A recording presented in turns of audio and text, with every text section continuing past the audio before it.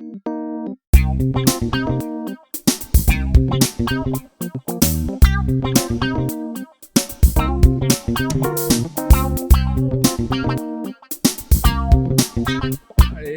boa noite, seja bem-vindo a mais um Destino Iguaçu News, seu noticiário sobre a fronteira de todas as quintas-feiras. Lembrando que o Destino Iguaçu News é o oferecimento da Cell Shopping, a loja mais amada do Paraguai, e também da Power Credit, o aplicativo que te dá mais poder de compras em Cidade do Leste. Boa noite, Garon. Boa noite, Kaká. Muito bom voltar aqui. Fiquei uma semana ausente, hein, pessoal? Muito bom estar aqui de novo nessa bancada aqui do Destino Iguaçu News para comentar as notícias da semana e também dar aquelas dicas de compras no Paraguai que vocês tanto amam, que a gente tanto gosta de falar, né? Pois é.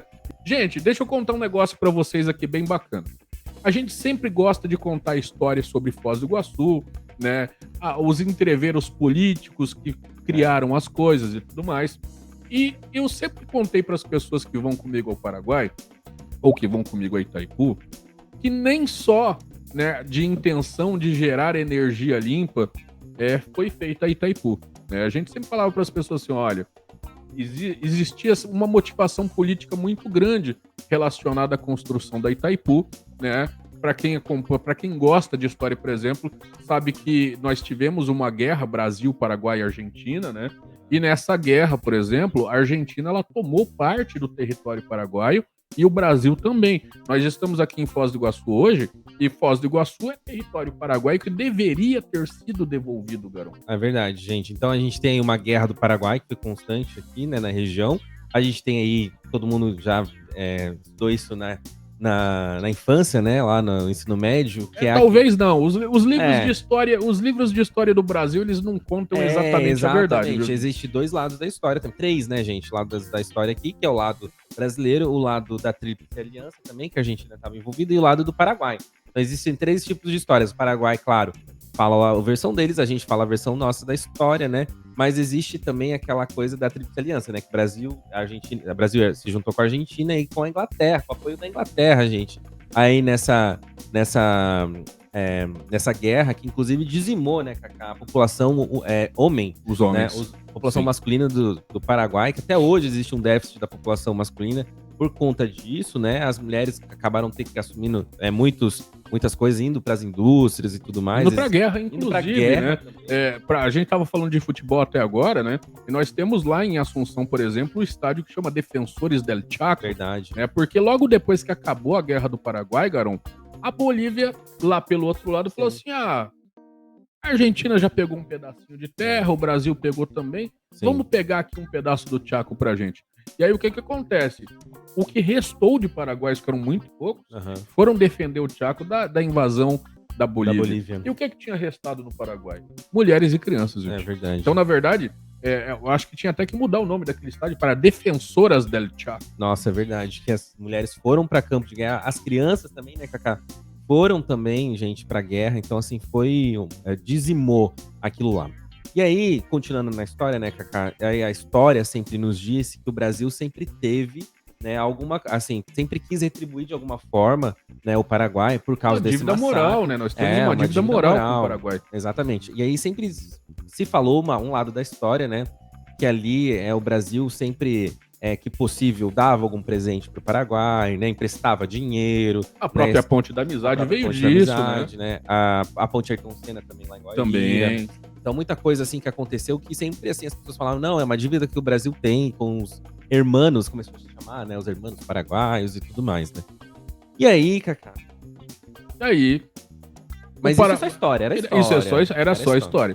E a gente sempre disse que o Paraguai sempre foi inconformado por não reaver as terras, porque existe uma lei de guerra que diz que, né, depois de algum tempo as terras têm que ser devolvidas. Sim. E eles estavam, inclusive, Garon, com a papelada pronta para ir lá na ONU reclamar a devolução dessas terras, tanto do Brasil quanto do Paraguai. Para vocês terem uma ideia, do lado argentino, toda a província de Misiones, toda a província de Misiones pertence ao Paraguai. E aí, essa área de terra, esses hectares, esses acres, a gente nem sabe quanto, porque é muita terra, ficou em litígio um tempo, né, Cacá? Ficou em litígio, e aí foi para um tribunal nos Estados Unidos, e aí teve um presidente americano, né, que é o Roosevelt, né?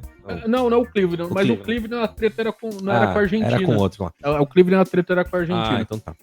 Mas, enfim, o Paraguai queria a devolução dessas terras, estava pronto aí para devolver, para pedir para o Brasil e para o Paraguai e para a Argentina devolver. Aí surgiu a proposta de construir a maior usina hidrelétrica do mundo. Uma obra faraônica. Uma obra faraônica na divisa entre Brasil e Paraguai. A gente sempre contou para a galera aqui que a maior motivação da construção da usina de Itaipu era política e não uma necessidade. Até porque em 1950 e pra lá, quando a proposta começou, ninguém falava em apagão, não tinha crise energética, indústria, nada disso, gente, tá? Ninguém precisava dessa geração de energia toda que a Itaipu promove hoje. Obviamente, imagina, a gente não consegue se imaginar sem uma Itaipu hoje em dia, né? Mas naquela época não era uma preocupação real, né, construir uma hidrelétrica do tamanho como a Itaipu foi construída. Mas mesmo assim a proposta veio, né, o Paraguai não tinha como arcar com a parte dele da construção, mas o Brasil falou, não se preocupe, irmão, vamos pagar aqui, depois a gente vai se acertando. O Paraguai, inclusive, vem pagando essa dívida até hoje. Se não mudar a taxa de juros, termina em 2023. O anexo C, né, do Tratado de Itaipu, que a gente tanto discute aqui na região. E aí, o que aconteceu, né? O Cacá estava contando a história, tá continuando ali na história, né? Então, o Brasil veio, né, com os presidentes da época militar aqui e começaram a financiar, de pegar dinheiro do mundo todo, né, Cacá? Os bancos suíços, gente, claro, que entraram aí nessa história, foi para a França, banco inglês e tudo mais, começou a pegar dinheiro aí do mundo todo para esse financiamento da obra. E aí, teve que ser feito um tratado, porque como é uma coisa internacional, que inclui até os pampas da Argentina, né? Porque se a barragem da Itaipu aqui for cedida, né? As águas diz que inunda aí os pampas da Argentina. Sim, foi feito um estudo, inclusive, se toda a água que está represada ali no lago da Itaipu fosse liberada ao mesmo tempo, ela chegaria à Casa Rosada. Nossa, gente, então olha isso. Então, porque assim, vai descendo, né? O rio, inclusive o Rio Paraná, segue lá, né? Até lá em Buenos Aires. Então, gente, o que acontece? E aí foi feito esse tratado, um tratado com a presença aí de autoridades internacionais, o presidente da Suíça estava aí, o presidente do Paraguai, o presidente da Argentina, pessoas para balizar, né, esse tratado aí. Foi um tratado inicialmente um tratado de construção da obra. Né? E aí entra aquela parte do... Sabe quando a gente fala assim, a importância de você ler as letras miúdas do contrato? É bem... Eu vou colocar aqui o VT, onde o diretor-geral brasileiro da Itaipu, que é o almirante Anatalício Risden Júnior, que inclusive é iguaçuense, né? Nasceu em Foz do Iguaçu e depois acabou se formando fora de Foz do Iguaçu e hoje é o diretor brasileiro da Itaipu. Ele deu uma entrevista essa semana, gente, para A Voz do Brasil. Isso. Ele deu uma entrevista para A Voz do Brasil e ele acabou contando uma coisa que não está nos livros de história. Vocês vejam aí e depois eu vou completar essa informação para vocês. Vamos assistir. Inclusive esse daqui, tá, gente? Vou até colocar a imagem desse daí. Esse daí é o Anatalício, o almirante Anatalício Risden Júnior, tá? Aí eu vou deixar aqui para vocês aqui a confissão. Itaipu é o resultado de uma solução diplomática de engenharia e econômica. Em que sentido? O Brasil e o Paraguai tinham situações que precisavam ser resolvidas. Então, tiramos o problema e colocamos a solução. E a solução está fazendo 50 anos, que é a nossa usina de Itaipu. Tiramos o problema e colocamos a solução, que foi o Tratado de Itaipu ali, que resolveu uma crise diplomática e social. Pois é. Qual que era a crise diplomática que precisava ser resolvida? O Paraguai queria as terras de volta. Tá? Estava lá com a papelada toda pronta para chegar lá na ONU e exigir as terras novamente. Então o Brasil teria que devolver as terras, mas não dava para devolver, gente, porque já tinha brasileiro a rodo aqui nessa região. A mesma coisa, inclusive, do lado argentino também não dava para resolver. Aí os militares eles resolveram propor uma coisa para o Paraguai. Olha só, O que vocês acham aqui da gente pegar esse rio aqui, que é um rio caudaloso, muito poderoso, e construir aqui uma usina hidrelétrica que vai ser de nós dois? Meio a meio, tudo certinho, direitos iguais para ambos os lados, blá blá blá, né? Isso daqui vai gerar milhões de dólares e vocês vão poder vender a energia pra gente, ok? E o presidente paraguaio, que era o ditador na época, né? Stroessner. O Alfredo Stroessner, ele cresceu o olho e falou: a maior obra do Paraguai. Aí o pessoal falou assim: Stroessner, Assina aqui. assina aqui. Aqui, ó, tá aqui o Tratado de Itaipu pra você. Você assina aqui e, como mágica, vai surgir aqui uma hidrelétrica. Nós vamos construir. Não se preocupa com isso. A gente constrói. Você só precisa assinar aqui, ó. Assina aqui no tracejado aqui. E o resto a gente cuida, Stroessner. E o Alfredo Stroessner foi lá e assinou, gente.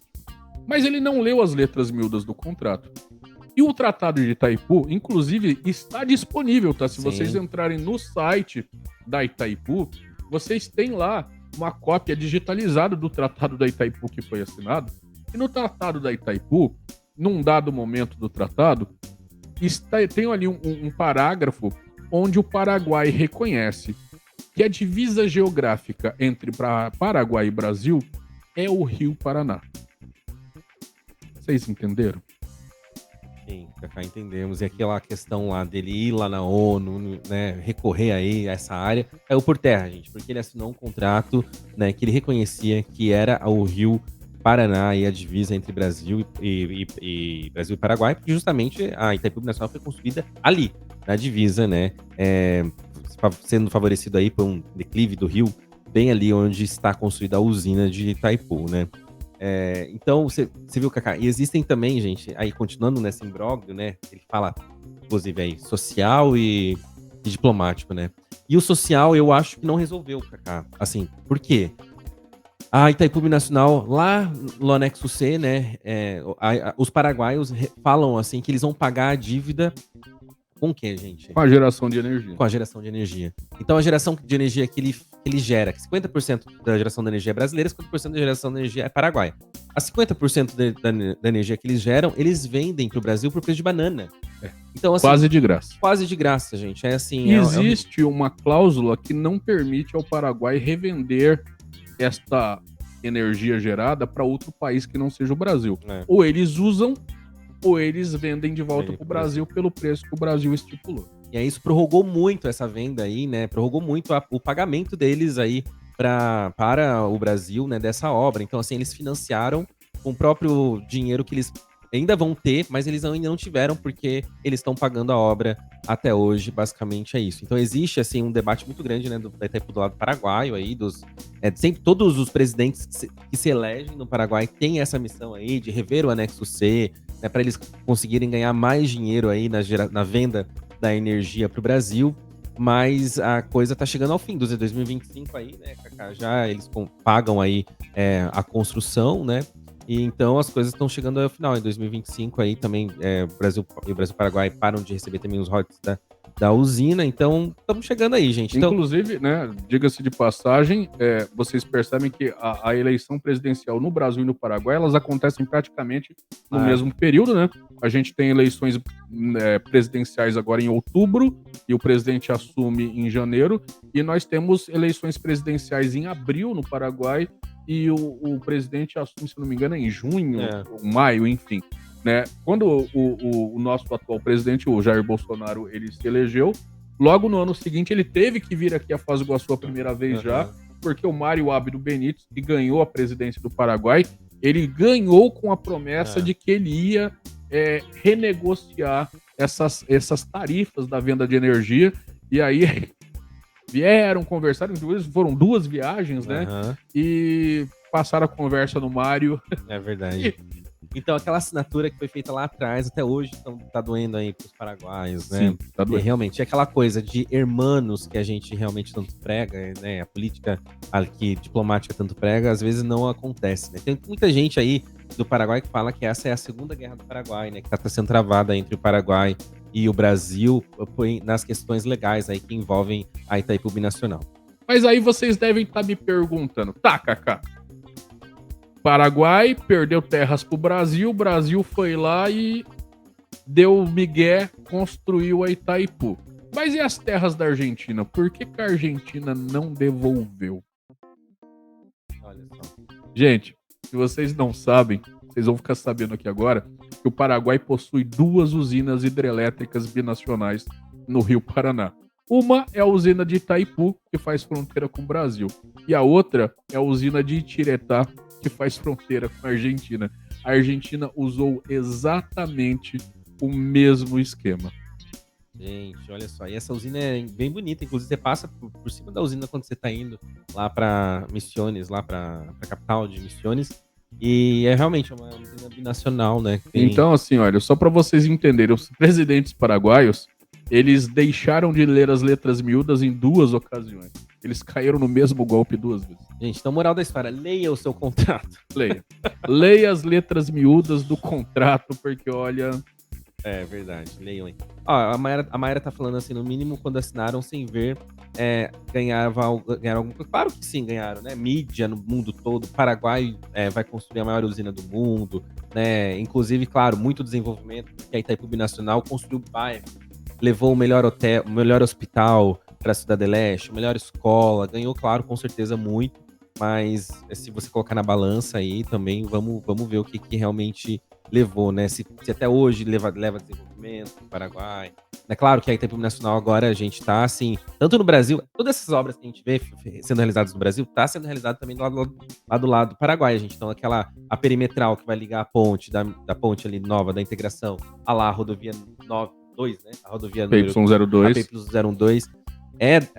É o valor da Itaipu Nacional também. Existe o maior multiviaduto da Leste. Foi construído pela Itaipu. Foi construído pela Itaipu Binacional. Todo o também. dinheiro que faz parte do acordo, inclusive. Tudo que é gasto do lado brasileiro, ele tem que ser gasto igualmente do lado paraguaio, geralmente em coisas parecidas, geralmente para infraestrutura e tudo mais. Para infraestrutura. Né? Agora, tem uma coisa, eu ia até comentar aqui, eu acho que foi a Mayra que falou aqui.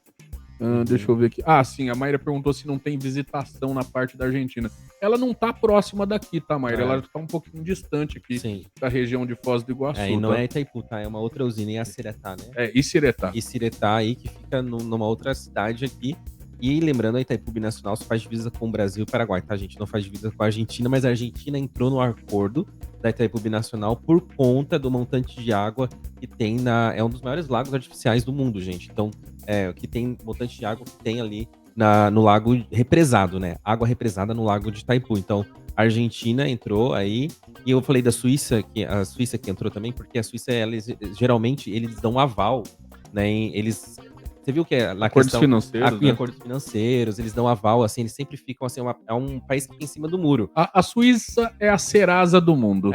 Basicamente é isso, né? Os bancos, tá tudo lá, então, assim, a Suíça dá o aval aí pra tudo, né? O Edson, ele perguntou qual foi a parte que o Brasil surrupiou do Paraguai. Edson, é uma parte muito grande, pra você ter uma ideia, ela começa em Guaíra, né? Então todo aquele pedaço de Guaíra, ele fazia parte, passa aqui por Foz do Iguaçu e vai quase até Guarapuava. Basicamente, toda essa parte aqui do Parque Nacional do Iguaçu, ela pertencia ao Paraguai. Inclusive, né, gente, existe aí... se a gente for começar a estudar um pouco mais qual que é a faixa de fronteira, né, entre o Paraná aqui e o Paraguai, essa área de fronteira vai até Guarapuava. Né? Justamente por isso também, né? Existe aí uma área de fronteira forte, se existir alguma guerra, alguma coisa assim, ou lei marcial e tudo mais, a gente tem intermediações lá em Guarapuava. Exatamente, né? A gente tem, inclusive, né, uma área de segurança primária, né, terrestre aqui, que ela daqui até Cascavel, as regras, inclusive, elas mudam até para os direitos civis, né? Por conta disso daí. Mas enfim, já foi aí um pouco de história para vocês entenderem, né? Eu acho que agora vocês vão ver, inclusive, a Itaipu de outra forma. Continua sendo a nossa maior obra, continua sendo importante para o Brasil, também importante para o Paraguai. Mas é interessante vocês saberem que tudo tem, assim, um lado sombrio, né, o garoto? É verdade. Usem lupa aí, a Renata tá falando ali. Usem lupa, gente. Usem lupa, porque, olha, é isso, viu, gente? Aulão top. Agora vocês já vão passar no Enem, gente. É isso aí. Talvez não.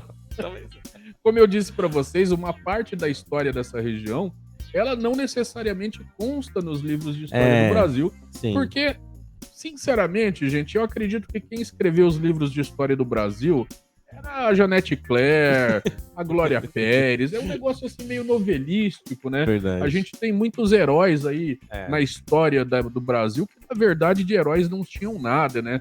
Nós temos aí os próprios bandeirantes aí, que em São Paulo, quem é de São Paulo sabe, tem várias estátuas aí, nomes de rua, homenageando os bandeirantes, mas eles foram heróis até sair ali da região povoada, e depois, de lá pra cá, eles vinham destruindo, matando, estuprando, enfim, eles destruíram muita coisa, mataram muitos índios. Os farroupilhas. Também, olha, gente, a história é um pouco diferente daquela que é contada nos livros, viu? É verdade.